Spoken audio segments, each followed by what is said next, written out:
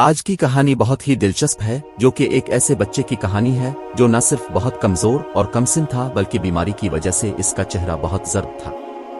اس بچے کو اللہ تعالیٰ نے نبوت کے منصب پر فائز کیا اور ان کو انصاف پھیلانے والا بنایا۔ یہ کمسن بچہ حضرت داؤد علیہ السلام ہے۔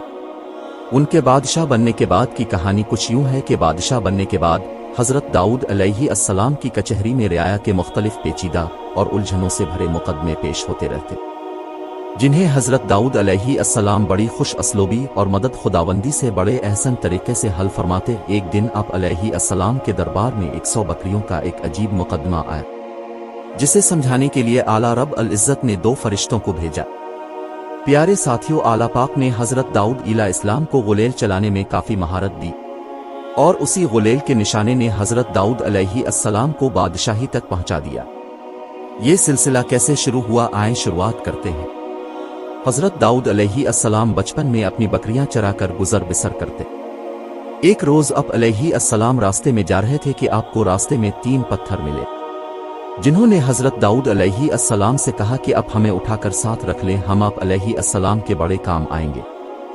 حضرت داؤد علیہ السلام کو ان پتھروں نے اپنے بارے میں بتانا شروع کیا، جن میں سے ایک پتھر بولا مجھے اٹھا لیجئے کیونکہ میں حضرت موسیٰ علیہ السلام کا پتھر ہوں، اور دوسرے نے عرض کی میں حضرت ہارون علیہ السلام کا پتھر ہوں، جبکہ تیسرا پتھر بولا مجھے آپ علیہ السلام اس لیے اٹھا لیں کیونکہ میں جالوت کا قاتل ہوں، اس لیے اب مجھے بھی ساتھ ہی اٹھا لے تاکہ میں بھی آپ کے کام آ سکوں۔ حضرت داؤد علیہ السلام نے ان تینوں پتھروں کی گفتگو سنی تو تینوں کو اپنے جھولے میں ڈال دیا۔ جس وقت طالوت بنی اسرائیل کے بادشاہ تھے، اسی دور میں ایک جالوت نامی کافر بادشاہ نے غریبوں پر مظالم کے پہاڑ کھڑے کر رکھے تھے۔ اس کافر جالوت بادشاہ کی طاقت کا یہ عالم تھا کہ یہ اپنے سر پر لوہے کی جو ٹوپی پہنتا تھا وہ وزن میں 3 سور ایتل تھی۔ اسی غرور طاقت کے گھمنڈ میں اس نے اپنے سے کمزور کا جینا محال کر رکھا تھا۔ جب جالوت کے مظالم حد سے بڑھنے لگے تو حضرت طالوت نے بنی اسرائیل کو جالوت کے خلاف جہاد کے لیے تیاری کا اعلان کیا۔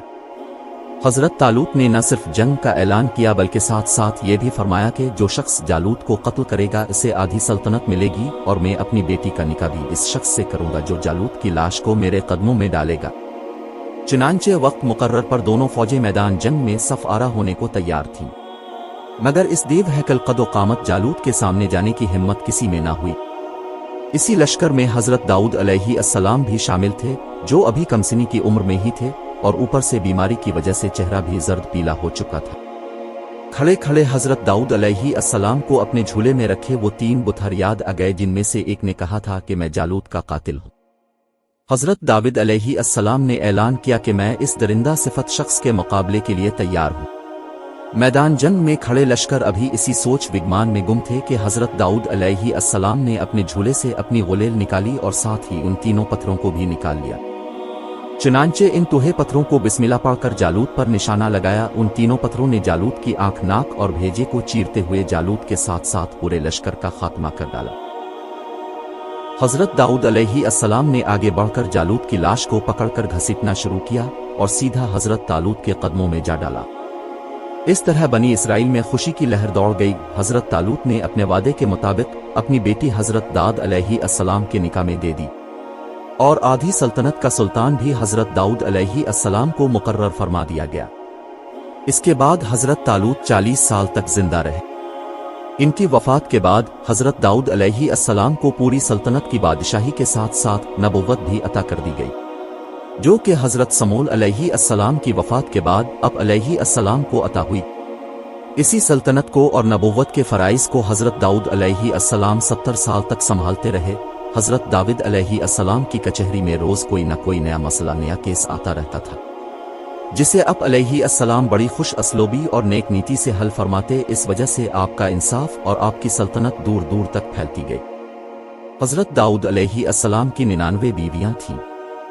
اس کے بعد حضرت داؤد علیہ السلام نے ایک اور عورت کو نکاح کا پیغام بھیجا۔ جس عورت کو حضرت داؤد علیہ السلام نے نکاح کے لیے پیغام بھیجا، اسی عورت کو پہلے بھی ایک مسلمان مرد نے شادی کا پیغام دے رکھا تھا۔ اب جب حضرت داؤد علیہ السلام نے شادی کے لیے پیغام بھیجا تو اس عورت کے گھر والے بھلا کیسے اس دوسرے آدمی کے رشتے کو ترجیح دیتے؟ یہ بات نہ تو شرعاً ناجائز تھی اور نہ اس وقت کے رسم و رواج کے خلاف تھی۔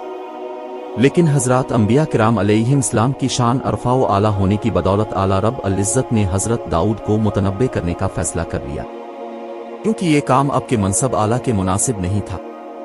چنانچہ اس مسئلے کو حل کرنے کے لیے مالک کائنات نے 2 فرشتوں کو حضرت داؤد علیہ السلام کی کچہری میں بھیجا۔ اب علیہ السلام مسجد میں تشریف فرما تھے کہ یہ دونوں فرشتے انسانی شکل میں دیوار پھلانگ کر مسجد کے اندر تشریف لا، جس پر اب علیہ السلام ایک لمحہ کے لیے گھبرا گئے تو یہ دونوں فرشتے کہنے لگے، اے داؤد علیہ السلام گھبرائیں نہیں، ہم دونوں فریق کا ایک دوسرے پر مقدمہ ہے جس کا فیصلہ کرانے کے لیے ہم اب کی عدالت میں حاضر ہو کر انصاف کرانا چاہتے ہیں۔